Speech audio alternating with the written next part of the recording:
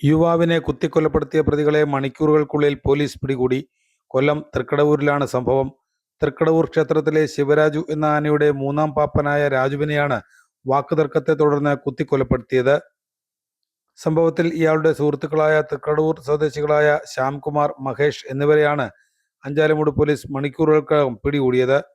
30-ാം തീയതി രാത്രി 9:30 പ്രതിയായ ശ്യാംകുമാർ വിളിച്ചതിനെ തുടർന്ന് കടവൂർ സ്വദേശി നവീൻ കുമാറിനൊപ്പം തൃക്കടവൂർ കുതിരക്കടവിൽ എത്തിയതാണ് കിളികല്ലൂർ സ്വദേശിയും മൂന്നാം പാപ്പാനുമായ രാജു.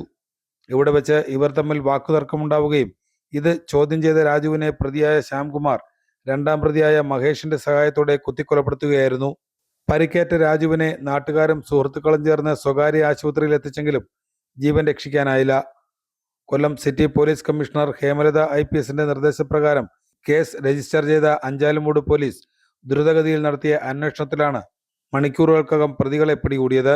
കൊല്ലം ACP ഷാജി എസിന്റെ നേതൃത്വത്തിൽ അഞ്ചാലുമൂട് ഇൻസ്പെക്ടർ അജയ്കുമാർ, SIമാരായ പ്രതിഭ, പ്രദീപ്, ASIമാരായ Shaheer, Delphin, senior civil police ഓഫീസർമാരായ Pramod, Mahesh, Praveen, Sivakumar, Rafeeq, Rosy Xavier, civil police ഓഫീസർമാരായ സുനിലാൽ, ഷിജോ ജോയ്, അരുൺ എന്നിവരടങ്ങുന്ന സംഘമാണ് പ്രതികളെ പിടികൂടിയത്.